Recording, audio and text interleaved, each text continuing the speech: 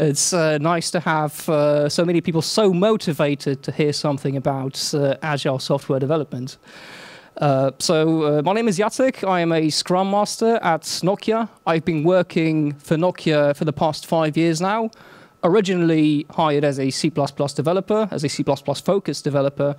I became a Scrum Master 1 year earlier and have stayed in the role ever since. So today I would like to talk to you about Agile software development, and in particular about how that works with products of large and huge scale, which we do quite a lot of. So the agenda of today's talk, I would like to start off with why we do this Agile software developing thing at all. What is the benefit of doing that? And I would like to move on to how we do that. That part may be painful enough to wake you up in case you're still feeling sleepy after lunch. So then we would move on to an introduction of the LeSS framework, which is completely impossible to do in this time frame. So this will be more of a high level of abstraction overview of what you can expect. And if you find this interesting, maybe you can dig in some more information about that. But in general, to cover the entire thing, that takes a few days, basically. But I'll do my best to give the basics. And after that, we will have a case study. So we will actually reference real-life examples from Nokia, which additionally answers the question that I've been hearing a lot, and I imagine I'm not alone in this. What is it that Nokia actually does these days? So stay tuned. In the early 2000s and 2001, a bunch of people with similar concepts about software development have gathered, and they have created what we came to know as the Manifesto for Agile Software Development. Is anybody familiar with the Manifesto? So obviously that's quite a lot of people, and we're not going to spend a lot of time on that, but we'll introduce it nevertheless. So we are uncovering better ways of developing software by doing it and helping others do it. Through this work, we have come to value individuals and interactions over processes and tools, working software over comprehensive documentation, customer collaboration over contract negotiation, and responding to change over following a plan. That is, while there is value in the items on the right, we value items on the left more. So the publishing of this manifesto, that's about as much of an introduction as the manifesto needs. The publishing of it made quite a storm in the industry over the years because it is a very radically different approach to what was previously the dominant predictive planning approach to developing software. And why would that be? So one possible answer is following these general guidelines and developing software in the way that the authors of the manifesto had envisioned it is a lot more fun. And that's what they actually cared about, because it just feels better. But we don't live in a world where this is sufficient to change an entire industry. So obviously, the ultimate answer needs to boil down to money. So why is this approach preferable in terms of profitability? There are a few reasons for this. So firstly, where change in the predictive planning or the waterfall model is something that ruins it, is something that we need to avoid because it basically messes the entire model up. With Agile software development, change is a constant, and we would rather adapt to it than try to avoid it or act like it isn't there. And nowadays, change is more important in the market situations than ever. So new markets can emerge overnight. Customer demands, they change very, very frequently, and whoever has the upper hand in the speed of reacting to these requirements has the benefits of being able to destabilize the market, win over customers, create a new market, etc. On the other hand, there is the complexity of software development. So what is not actually change may still look like change, even though it was there all the time. If we haven't actually managed to notice some dependency early on, but discovered it only in later development, and we find out that our entire 2-year plan just fell apart. This isn't change, but it feels like it. And again, the Agile approach to developing software is a better solution for this, because it builds in the capacity to react to that. So this happens, and all of a sudden we have all of these companies that are able to deliver products really quickly, that are able to react to this change, and they disrupt the current market. So the huge software developing companies suddenly have this new thing to worry about. So in order to keep up, they need to explore the possibilities as well. So that's why frameworks associated with Agile, such as Kanban, XP, or Scrum, became so popular, because of the need to follow up with the responsiveness to change. How many people in the room have used Scrum for development? And how many people in the room have produced a potentially shippable product increment for a customer in maintainable 1 to 4 week increments? So that's a lot less people that raise their hands with the first question, even though it is the exact same question. So why is that? So this is Scrum. So from the point of view of why Agile is actually useful, why is this framework so popular? Why is it the most used one? Again, there are a few possible answers. And one we would probably prefer is that it strikes an elegant balance between being prescriptive, between telling you exactly what to do, telling you that you need to have exactly this artifact and exactly these meetings, and these are the boundaries in which you operate, and leaving things to the team, leaving space for self-organizations and for actually adapting to the circumstances that your product is in. This is one possible reason. Another possible reason emerges from the history of Nokia. In the early 2000s, Nokia launched their flexible company program, where they would react to the agile software development change in the market, and they would test the agile approach to developing software on several of their products. So two people were in charge of introducing these programs. These were Craig Larman and Bas Vodder, incidentally the co-creators of LeSS, which is large-scale Scrum. And their approach to this would be, they would visit the products in Nokia and they would give them a full training on the entire scale of everything Agile that they could get their hands on. So they would give trainings in XP, Kanban, Scrum, and then they would ask the people, does any of this sound like something you might want to try? And the dominant answer was, we could try that Scrum thing. That looks really easy. Because these XP things that you keep talking about, they all sound really, really difficult. We don't know if we can manage that, but Scrum, okay, no problem. So what happens typically when you try to take Scrum and apply it to a product which is bigger? Just like most original Agile frameworks, Scrum is focused on one team. So we have the product backlog, where we have simply prioritized features of the product that we would like to build. We then select a couple of the top priority features. The team decides how many. We take them into planning. In planning, we create the sprint backlog so that we can decompose the big item into smaller tasks.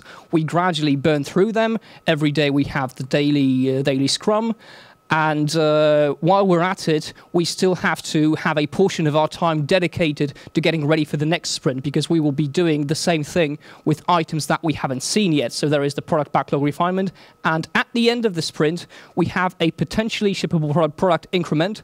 So we get feedback from our customers or potential customers on whether what we're doing is going in the right direction or not. We do this in the sprint review or sprint demo, as it was later relabeled. And during the retrospective, we figure out on ways to improve our work and reach our goal better. So this is a single team perspective. Now, if we have a product that has multiple teams working there, which it's always better to have fewer teams, basically, but we still have, for multiple reasons, a lot of products that have that and want to have very many teams. A very typical Scrum implementation looks like this. If we have a single team framework, we can apply it to a single team. So what do we do when the CEO tells us you need to go agile in this product? So we'll probably choose Scrum because it's all the rage, it's very popular, there are a lot of consultants that can help us in this, etc., etc. So we have a team, they have a manager, they work with a project manager. So we tell them that we are going to be using Scrum, and the project manager becomes the product owner. He now has to have a product backlog for the product. The team leader becomes a Scrum Master because the team needs that, and the component team becomes a feature team that works on a component. And they work in iterations, and they do their daily stand-up, and at the end of each iteration, they have a potentially shippable component product increment. And it turns out that Scrum doesn't work. That didn't solve any of our problems, and we are not any more responsive to change than we were before. So what happened there, and how do we regain the benefit of having this framework? How do we address the reason why we decided to do this in the first place? In the 1940s, the US military were using a few isolated islands on the Pacific as staging areas for their operations against Japan. So they would go there and they would build airports and logistics centers that they would use to arm their troops and stage operations. And these islands were so small and isolated that they housed people who have been out of contact with the mainstream of civilizations for hundreds of years. And this was the first contact that these indigenous people had with civilization. And it looks amazing. It's military-grade technology. And from their perspective, it's basically magical, huge metal machines coming literally from the sky and delivering untold riches in form of cargo. So even canned corn that just magically appears from the air is completely mind-blowing to these people. And this keeps happening until the war is over. And then the US withdraw, the airports are empty, and so the cargo cults are created. So in their attempt to recapture this, the indigenous people can do their best to mimic the circumstances which they saw attract the huge metal machines that brought them wealth. So they could create dirt pathways to attract the metal machines. They would create mock wooden air control towers, and they would create really impressive airplanes made out of twigs. But the cargo didn't arrive. That's because the change that they were able to make by the factors that they were able to observe actually had absolutely nothing to do with the actual reason behind the industry that created the wealth and behind the science that actually allowed these huge metal machines to soar through the air and land safely, bringing the cargo. So if we take the exact same things we've been doing and keep doing them with changed labels, where we have a product owner and a Scrum Master instead of a project manager and a team lead, and continue to work the exact same way, but each day standing up for 15 minutes and answering the 3 magical questions, and every 1 to 4 weeks gathering to have what is basically a status report meeting, which is not what the original intention of sprint review or demo is. Why would that change anything? And how can we recapture this in a larger environment? Large-scale Scrum suggests an answer.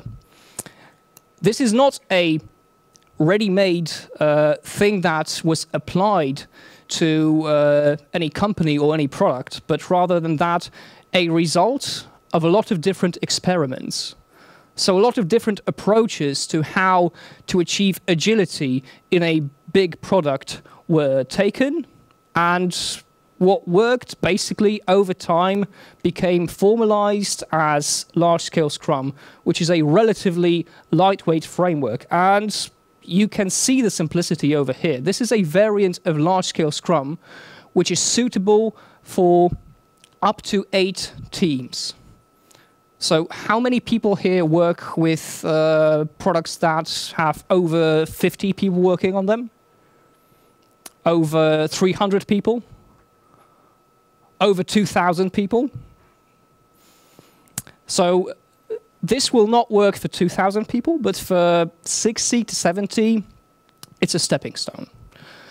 So the first thing we can see is that it is very similar to the previous picture, and that is because large-scale Scrum is Scrum, which is at the heart of the assumptions. In order to recapture what worked for the original framework, we want to do the same for the big organization that we have, and we want to have our organization operate in a more Scrum-like way, rather than take Scrum and make it similar to the exact things that we are trying to change. So we have the one product owner still, because there is one product, and they manage the one product backlog that has all the items that we will be implementing to add value to the customer. And we have multiple teams. So the sprint planning meeting, one part is shared, because this is a meeting that concerns the entire product, and we want to have a direction, and this is where we actually decide which teams take which work. So during sprint planning 2, this can be done independently, because each team does their own work, but if some teams notice some dependencies between their items, it can also be done jointly. But the key thing is, these teams are still feature teams. So we would still like them to be able to work across the product, which is obviously a natural way of working for smaller companies or smaller products. But with 50 to 60 people, you probably already have decomposed it into component teams. And the thing is, when you have up to 8 teams, creating cross-functional teams is extremely easy. If you want to have a 8-person cross-functional team, all you have to do is pick one person out of each team, form a new team from that, and you're done. You have all the competencies needed to work across the entire product. That gives you a benefit in managing the work, because there are no more dependencies to manage centrally. All of these has been moved into the teams. So thanks to that, you can simply have a product backlog which lists customer-centric functionalities and move on from there. The teams still need to do that product backlog refinement. And at this part, we don't know which team will be doing which portion of the increment yet. So this poses us with a problem, because how do we prepare to something that we don't know if we will be doing? And the answer would be doing it in a redundant way. So in this illustration, maybe we have a functionality that this team is extremely familiar with, so they are the natural candidate to work on the feature. But the other ones, we're not so sure, so we will have a joint product backlog refinement where some teams will, by design, analyze requirements that one of them will not implement. But that gives us a better understanding of the status of the products across the entire team base. And that also gives us the ability to change the assignment of work at the last possible moment, which is sprint planning 1 in the next sprint.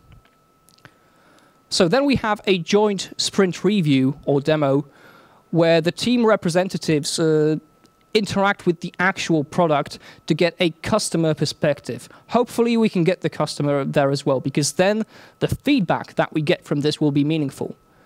And then this is a valuable input for potential change in the future and a good turning point to react to change. We still have the retrospectives where the teams can discuss on how to improve their work.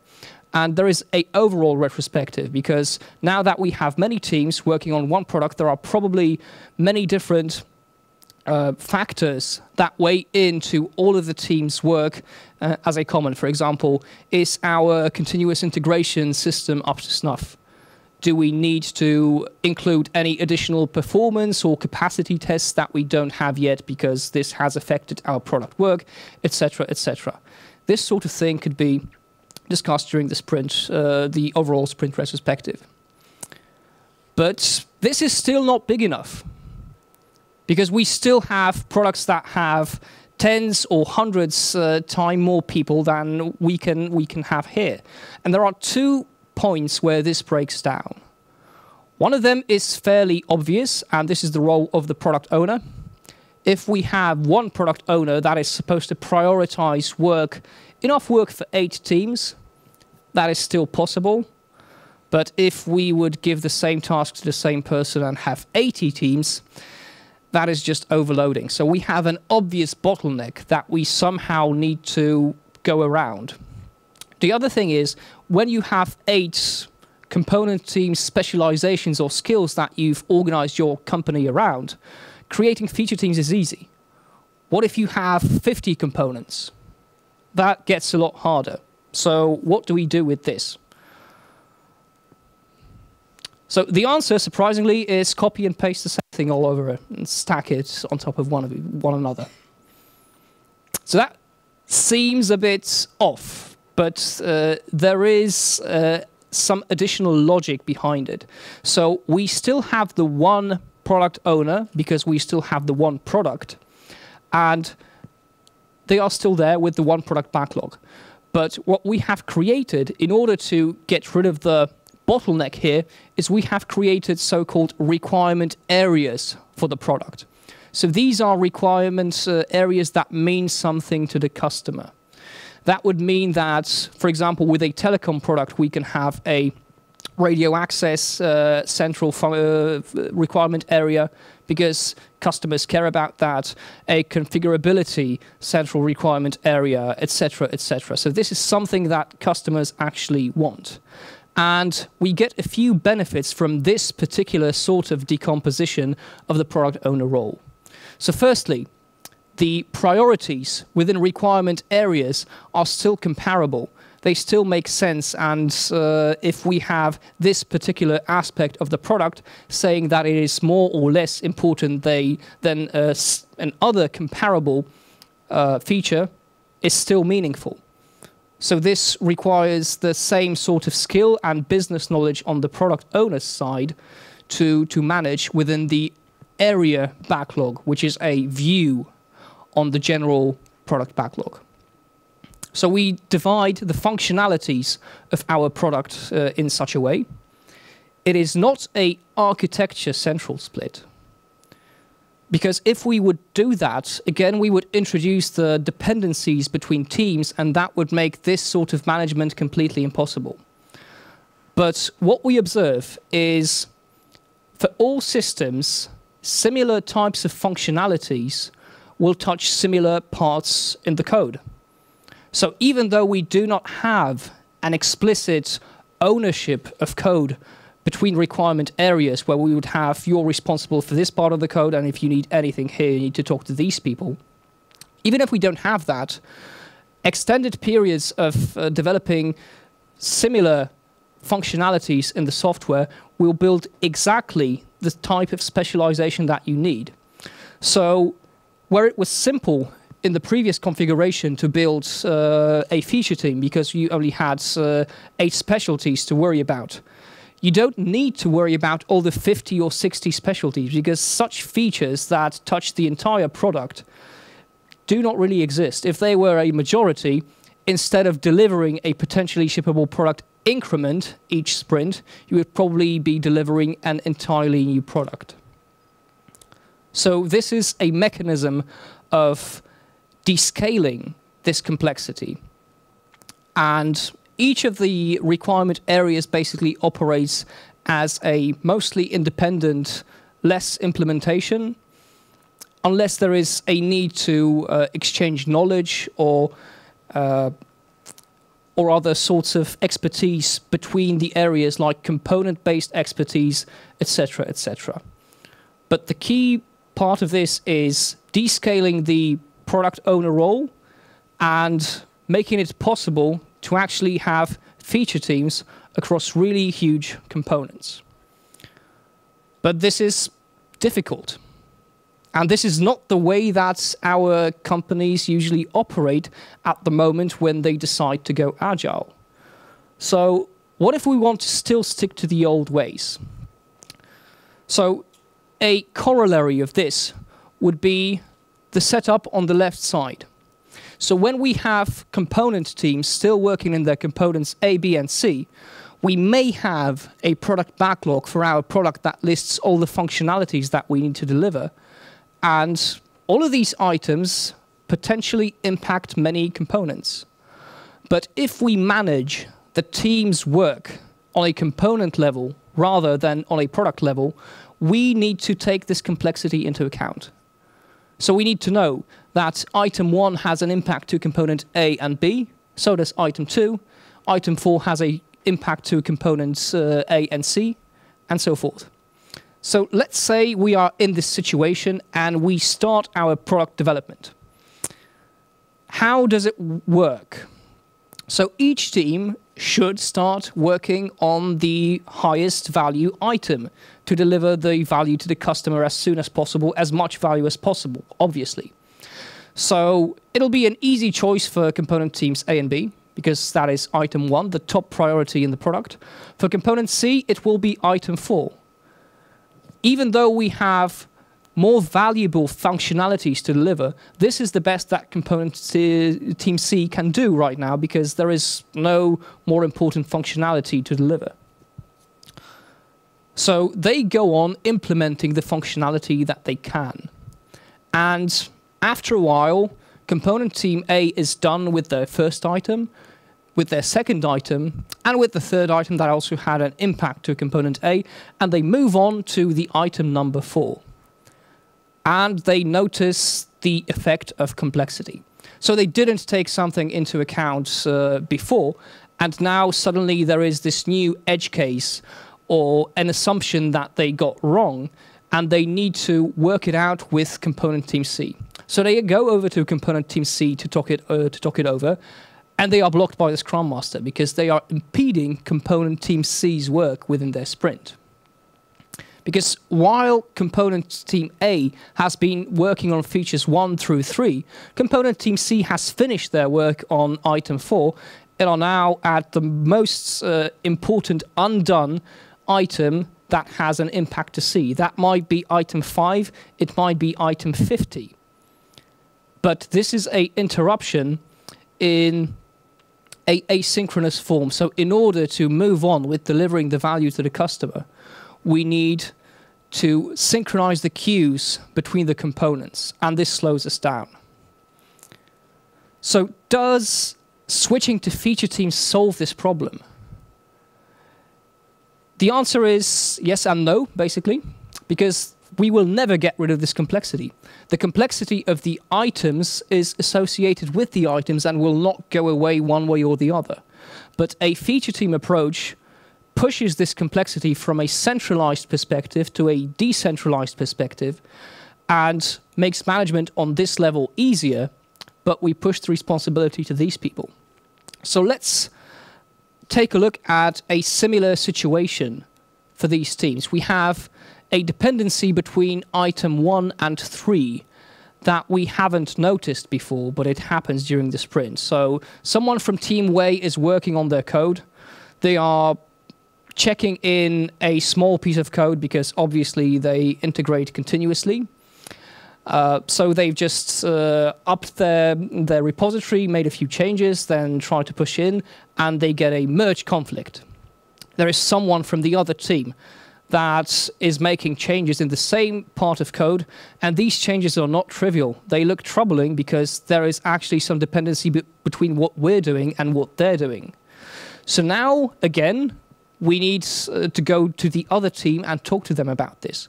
But this is a different form of interruption. Rather than an asynchronous dependency where someone is coming to bother me while I'm working on something, to talk about something that I've been doing 6 months ago.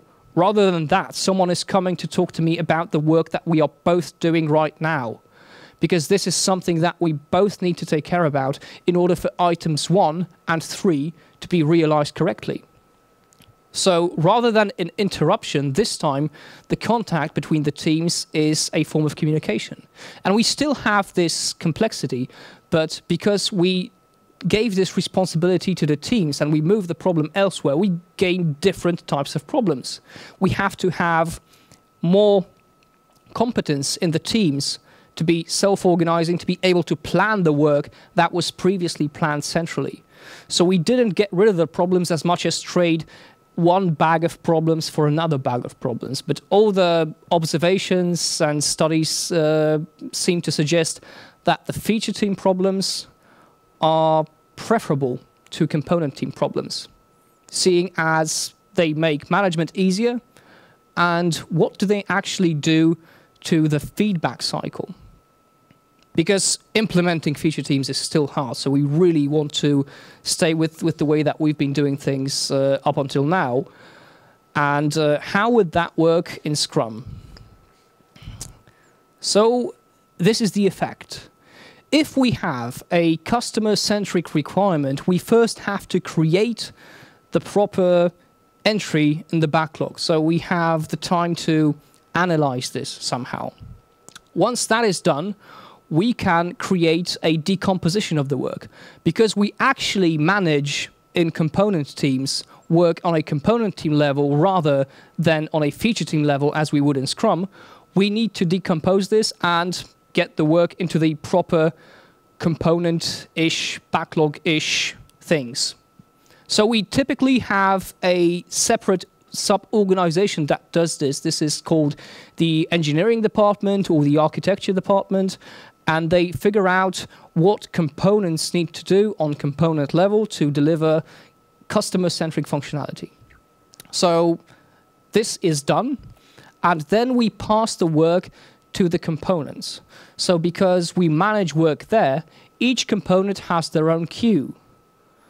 So each component has their own variance, each component has their own variability of assumptions, of schedules, of complexity that will change over time. And we need everybody to finish their part of the work in order to be able to deliver this value to the customer. So this lasts a few iterations. The 3 to 5 iterations may be even too optimistic because of both the amount of work that we tend to push through the system. When it tends to be done between departments, we just want to do it once and get it over with.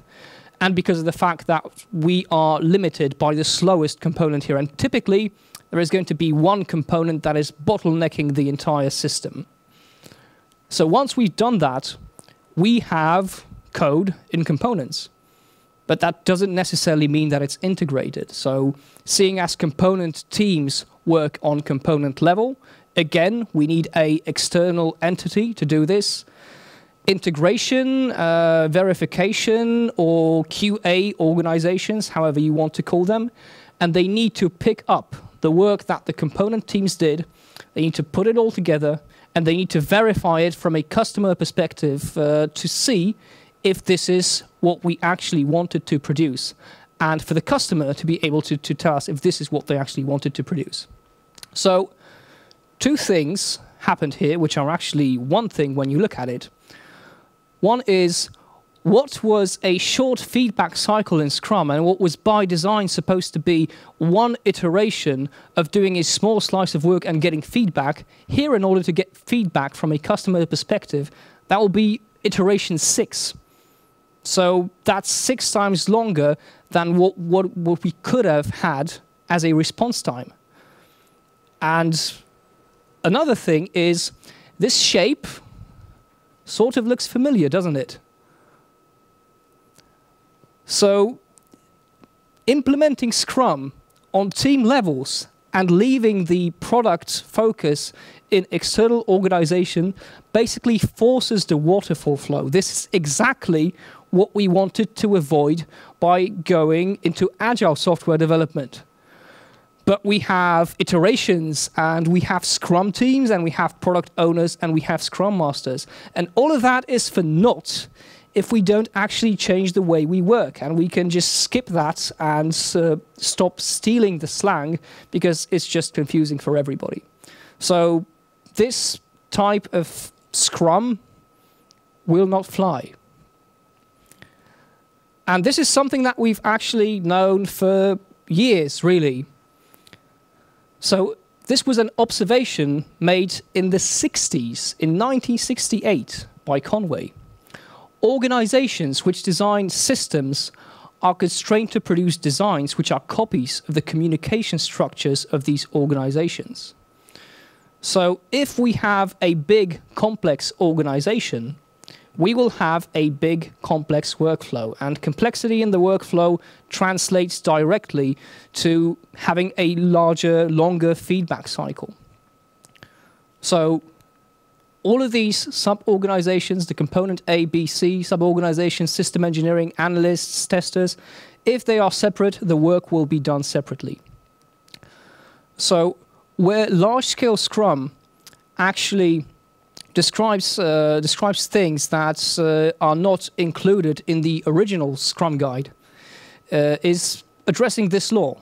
So large-scale Scrum actually suggests a model of organizational structure to make the workflow a lot simpler. And it is a simple model of an organization. So if you want to manage a product from a customer-centric perspective, and if you want the teams to be able to take over managing the dependencies and the architecture, you need to avoid architecture sub-organizations entirely. So we will probably have, in the huge variant of LeSS, many sites, because a lot of companies think that multi-site development is a good idea. So that will probably still happen. So we will have sites that should deliver teams, and the teams should be able to deliver customer-centric value, customer-centric functionality in order to make all of this management as simple as we would like, so that we can react to change as quickly as it would like. LeSS introduces the idea of undone work, and hence the Undone Department. So undone work is the difference between what is done when we say done at the end of the sprint, and what we would say to the customer when we would give them the feature and say that this is done. So this is a reflection of the imperfection of your organization in delivering customer value. Let's say that a feature team is able to test the entire functionality on the entire product level that they delivered within a sprint. But in order to ship the product, we still need to take into account performance or capacity testing. And we can't fit that in the sprint because it requires expensive hardware that we don't have a lot of. The automation is relatively shabby and it's unstable. So it takes 3 weeks and our sprint is only 4. There is no way that we can fit that in. So we would create an undone department to take on the burden of this work until it is resolved. So the ultimate goal of the undone department is to disappear and to build the capability of the teams to actually, with time, take this work in so that we have a full vision of where we are with the product at the end of each iteration one day. This is hard to achieve, but it is a good thing to strive for, and even making a step along the way will make your life easier. Support organizations. So with huge organizations of hundreds or thousands of people, there will probably be quite a lot of work related not directly to actually developing the product. And it is beneficial to actually have the feature teams focused on working on the product. So this may include things like managing the continuous integration system or managing the version control system. For thousands of people, this can be a noticeable task, and a support group could be useful for this. But, which is not completely obvious to everybody, a support group should be supportive. So if a support group says that this is the version control system you're going to use because we bought this license 5 years ago, it's very expensive and we don't want to waste the money, that is not support. That is a control organization, and it is not the aim of this, because this does not give the teams the ability to react and organize the work in the way they feel is optimal to deliver customer-centric value. The product owner team, obviously responsible for the business side of things, for finding out which functionalities have the most return of investment and value to the customer. And at the end, if you have that big an organization with hundreds or thousands of people, it will probably be a good idea to also maintain an internal training or competence development unit in order to continuously build the competence across the organization. Because with hundreds or thousands of people to do that this is a continuous task. So LeSS is not so much of a framework for scaling agility as a framework for descaling the organization down to the level where it would be possible to work in an agile way. But does that ever work, and has that ever happened? So as I mentioned, this is actually a result of a series of experiments that were ran in Nokia and several other companies. And I would like to talk to you about two examples of such experiments. These are two Nokia products. The one on the left is the IPA 2800 platform. This is a platform used for radio network controllers and media gateways in 3G. And the one on the right is the LTE eNodeB. This is a telecom device that is used in LTE standard communications to communicate the mobile devices with the evolved packet core, also known as the internet. So both of these are telecom products for telecom operators, and essentially they allow you to watch cat videos on YouTube on your mobile phone. The one on the right is the newer one, so it allows you to watch cat videos in 1080p in a speeding train. So this is our contribution to humanity. You're welcome. It would be nice if you didn't do that now, but in general, when the next time you do that, think of Nokia. So the product on the left, at its peak, had around 500 people working on it in two sites. That was Finland and China, which is relatively big. But the product on the right is the more interesting one. It has thousands of people working on it, so many that it's not trivial to tell how many exactly, around 5,000, I guess. Hundreds of teams, and all the sites, locations, cultures, and time zones that we could possibly get our hands on. And both of these products have pre-existing traditional Conway's Law architecture-based organizations when we decide that we would like to go agile. And how can we go about that? So the first experience was with IPA 2800. And the story here was there was a component, a single identified component, as it usually happens, that was the bottleneck of the entire organization. It was essential for the platform to work properly, and they kept being late with all the features constantly. So something needed to be changed very, very drastically. And they took a look at the reasons for their past failures, and they discovered that most of them had something to do with rapidly and late changing requirements. So they had requirements to the component, which again are not really not really well handled in the predictive software development model, and are treated as something that should not occur, but it happened constantly. So they took a look at the tools that they had at their disposal, and they figured out that they could try Scrum, because it lets them adapt to these changes very frequently. So they actually tried Scrum on a component level, and it was a huge success. Suddenly it turns out that basically from day one, with one Scrum team looking frequently at the requirements on a component level, they could do a lot better.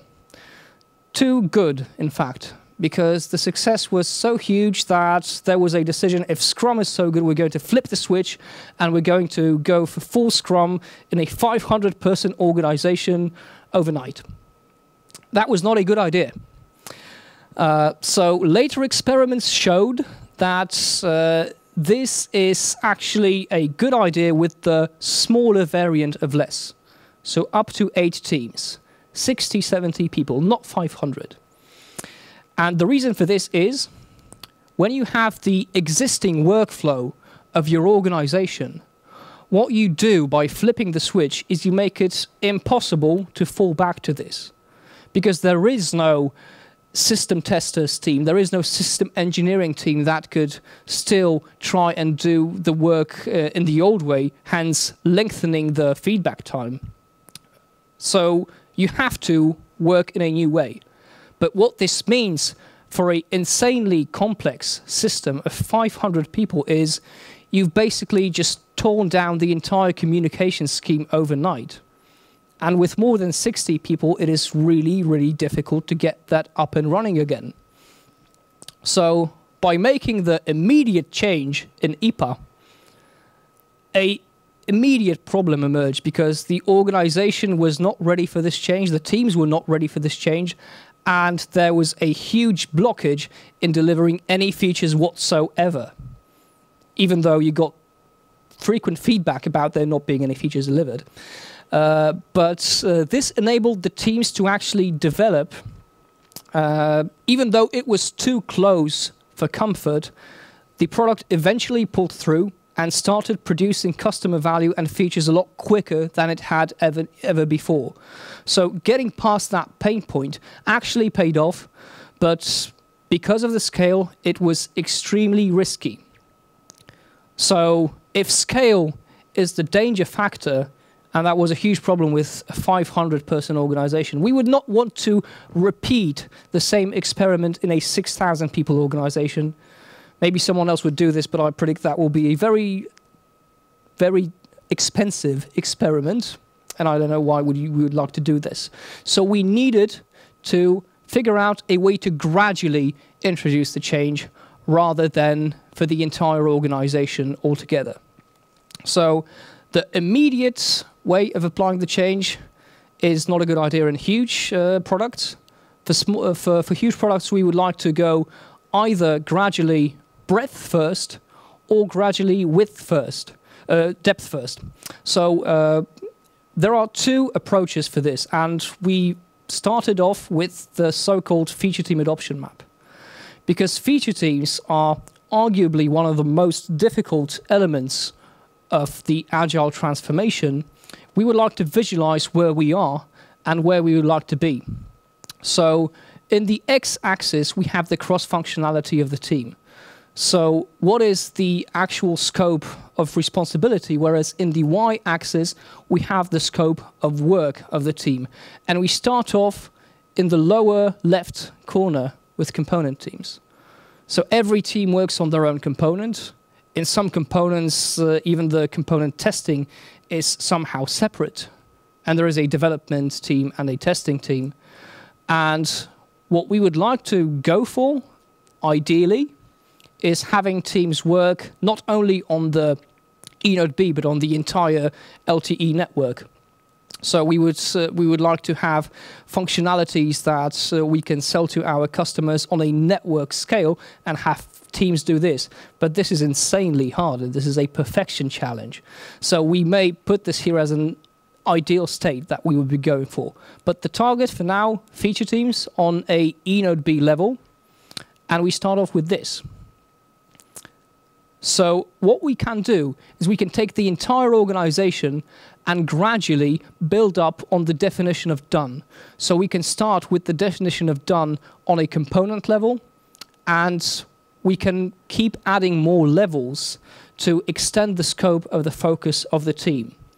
So what we did was creating so-called plane teams, where we would take a bunch of similar components with similar responsibilities that talked to each other relatively frequently. And we would build teams around this so that they could do the work that is required to deliver the functionality on a plain level. So this means that we still have a few entities to manage in a very component-like basis, because we have the control plane, the user plane, and the management plane. And in order to deliver value to the customer, we still have to potentially coordinate between all three. But 3 is less than 20. So this is a gain in terms of the complexity of the entire process. So even though this is not a feature team organization yet, it is a step that significantly increases the organization's agility. So after we do that, the next obvious step would be to go for feature teams, to have teams that actually work on the entire product. But again, this feels like an immediate change if we do that across the entire organization, and we don't want to do that in such a huge product.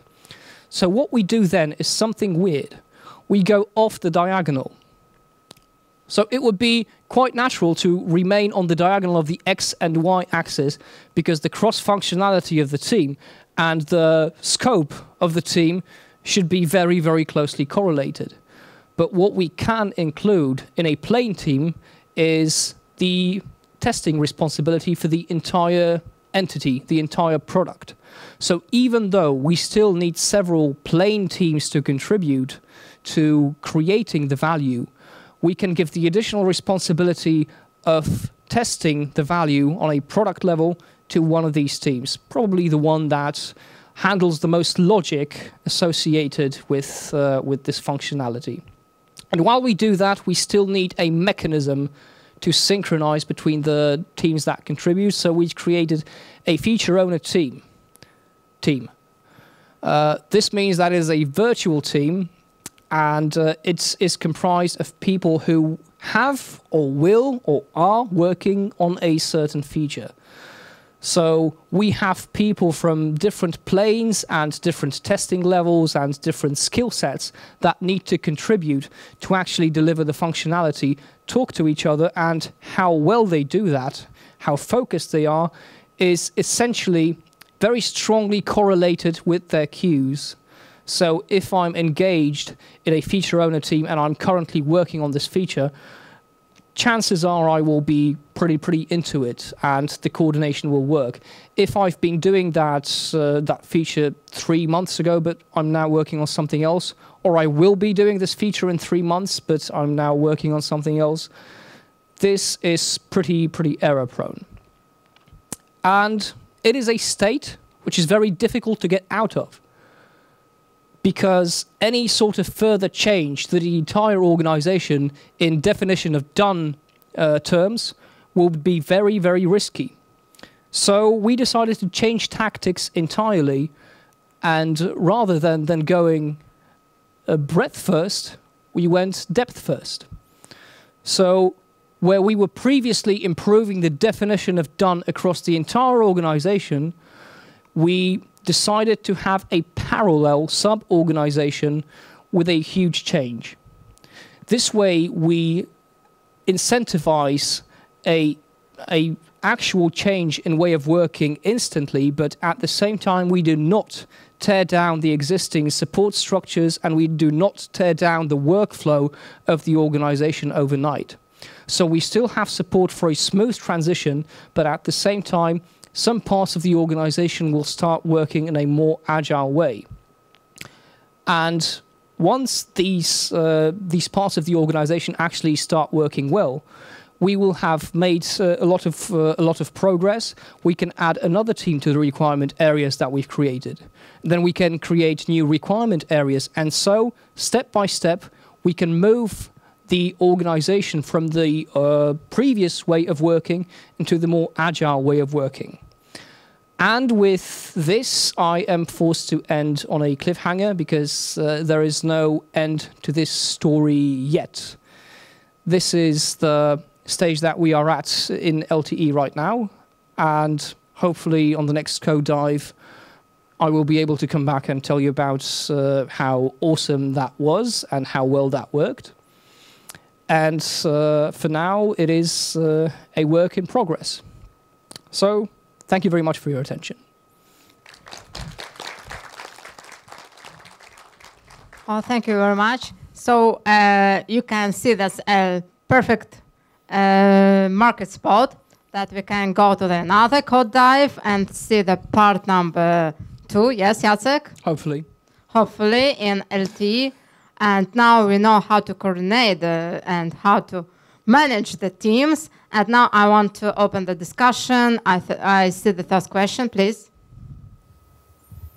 Hello, thank you for presentation. I have a question about this transformation, because when we start for component team and we are going to go to the feature team, I see the problem with the product owner roles, because in component team the product owner responsibilities is different. Because in component team, many times some team lead is a good person to be a product owner. It is absolutely it couldn't be in a feature team. In a feature team, we would like that the product owner represents customers, don't know even about anything about components, and how to change this product owner during this transformation. Okay, so a few things about this question. In a components-based organization, there basically is no product owner, even if we call this person a product owner. So essentially, this is a project management role. So the most obvious way that I would see this is look for the pain in this mode of work, because if you don't have an actual need to change the feature teams, then all the arguments that you make to do this will be in vain. But what happens most usually is the change that happens in reality is very difficult to manage in this way of work, and the one product owner that needs to manage all this is constantly overloaded, is constantly very stressed, and nothing ever works out very smoothly. So the vision of moving this problem elsewhere to the teams might be tempting for this product owner or project manager right now. And for the teams, it might also mean more clarity in their work and a more power as to how they organize their work. So if you have signs of pain in your organization right now, and if that somehow hurts your ability to deliver the product, and if the people feel that the way that the work is organized is wrong, it's probably your best bet to try and figure out if a feature team change would impact that in any way and address these pain points respectively. You've mentioned in the beginning a typical scenario where the project manager just happens to automatically become the product owner, but and this is also how it works in our company, but this leads to a problem where we are able to ship increments that are satisfactory to the product owner, but still the end client, the stakeholder, doesn't want to be bothered until we fulfill the full contract, and this doesn't work. And the Scrum Guide explicitly states that we need stakeholders at the sprint review. So could you comment on that issue? Yes, so Scrum generally encourages as much contact with the customer as possible, but obviously that's not always up to you, because it is the customer's choice as well to what extent they wish to participate in the process of software development, whether they want to be there during sprint reviews, etc. And this depends largely on the maturity of your organization. So there are a few ways that you could approach this.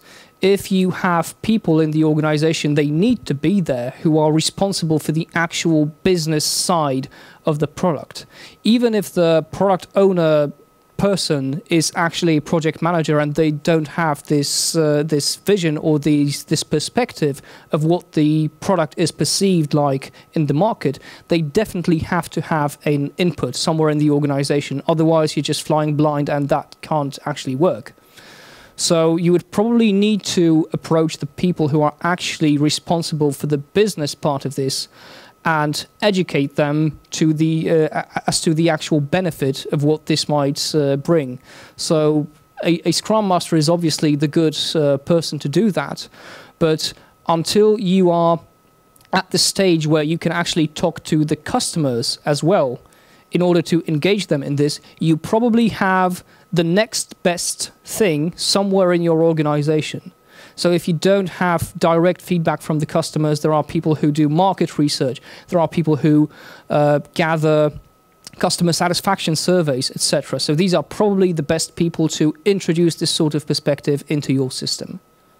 Yeah, I've got a question. When you were switching those components teams to those feature teams, how did you divide the people? Because there is the introduction to LeSS lecture by Craig Lerman. Yes. And he said he was switching teams of hundreds of people, like you said, during the night. And the way he did it, he just take all the people and said, divide yourself into, let's say, 20 Scrum teams. And that's it. And that's according to Scrum, teams should be self-organized. So how did you do it in Nokia? Yes, so currently, actually, this is an ongoing thing, and there are a few variants that we are considering. So the probably slowest and most expensive way of doing that would be to keep the original component teams because they have already good team dynamics, etc., and have them learn the entire component that they need to work on, if it's a new component or a set of new components, which is pretty slow. Another idea would be to have the teams split in half and mix them together so that we would have half of component A, half of component B. We take them together and we have a feature team. And another option, which seems to be a balance between the two, would be to use a technique in large-scale Scrum called travelers.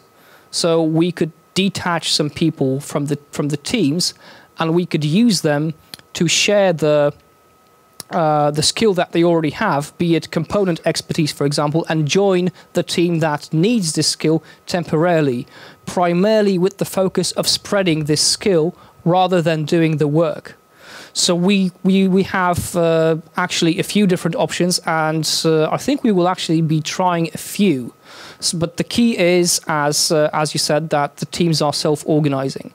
So this needs to be a decision made by the teams as to how they feel they have the biggest chance of success, whether they would like to sacrifice their team dynamics and their teamwork in agreements in order to have instant increased cross-functionality, or whether they want to do it gradually.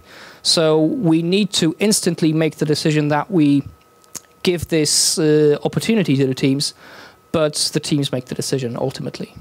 I don't know how much time a system test takes in your company, but in our it takes weeks, and I'm struggling with how to solve this problem because it even can be covered by one iteration. So I have the problem how to solve the system test problem. Yes, so this is a typical use of what I mentioned during the talk of an undone department. So probably there is a separate department that handles this because it's so long and it would just slow everything down absolutely if you distributed this.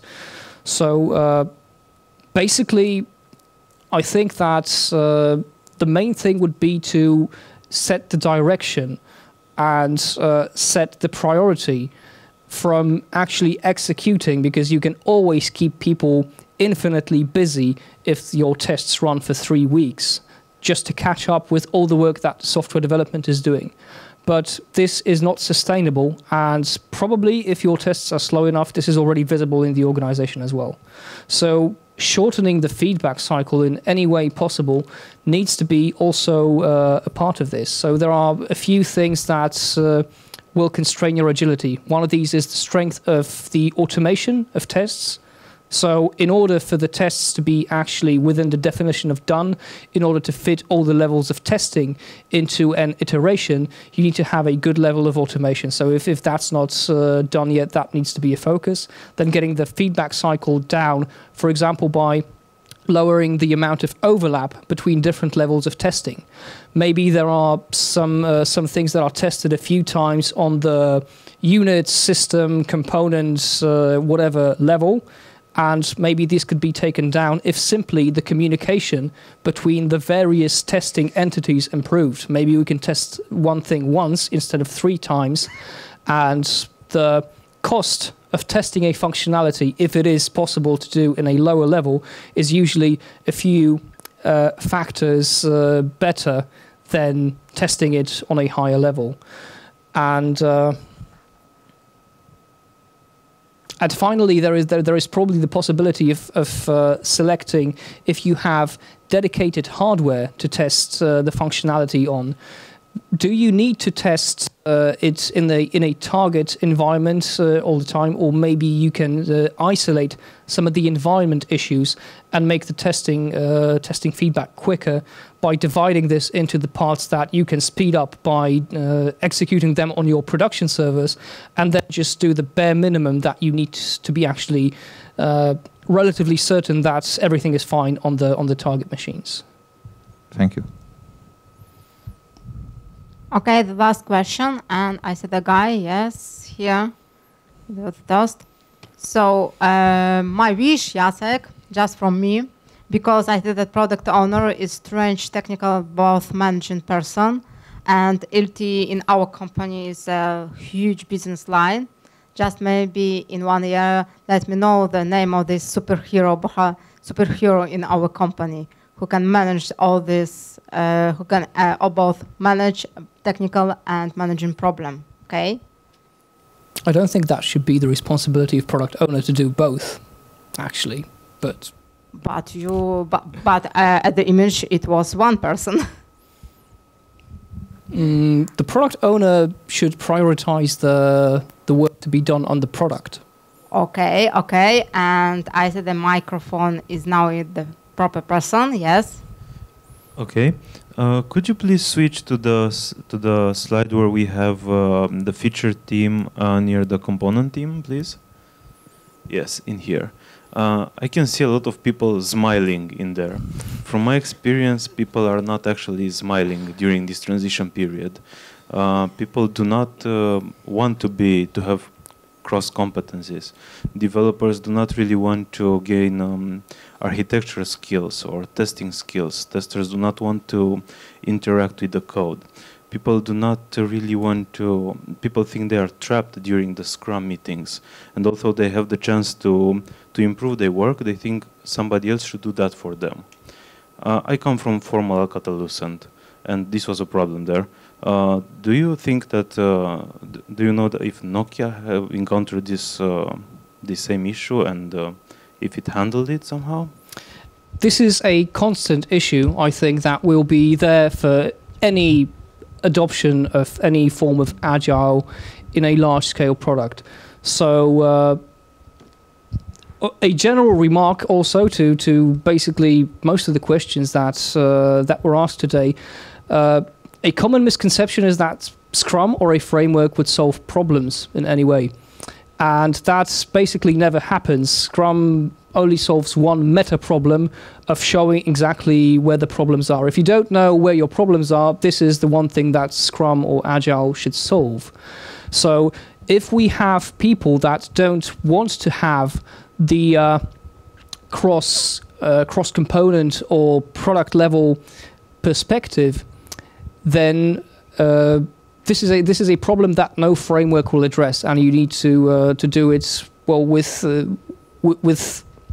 taking into account the specifics of the situation and the people. But a tool or an approach that I would find generally useful, again, is look for places where this doesn't work. So a typical dynamic in an organization where you have dedicated testing departments, architecture departments, and coding departments is everybody has a lot of negative emotions for everybody else, because the testers feel like the software quality is not up to snuff, and they constantly need to remind the developers about fixing all of these bugs and not making these trivial mistakes.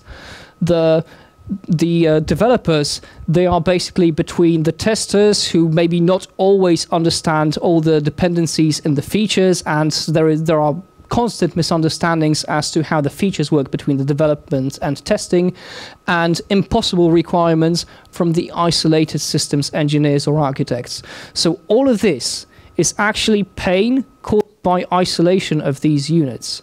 And it is basically a trade-off. If you don't have this sort of responsibility within the team, then you will always have this as an external factor which is out of your reach. And when you organize teams around the entire product, which you will work on either way, you will make these problems somehow solvable. This is the only advice that I could give you on such a generic level, I guess. But I would start there. Okay, thank you, Jacek. I see that our discussion is quite dynamic, so you can catch him, really, after the session. Also, you can catch him in Auto Party at Wodkowicza Street at 7 o'clock, or maybe you can come to the festivals and then continue this discussion. Yes, Jacek? Absolutely, we can continue this discussion on Castle Party or any sort of goth concert we run into each other on. Yeah, that's a hard worker person, so thank you a lot. Thank you.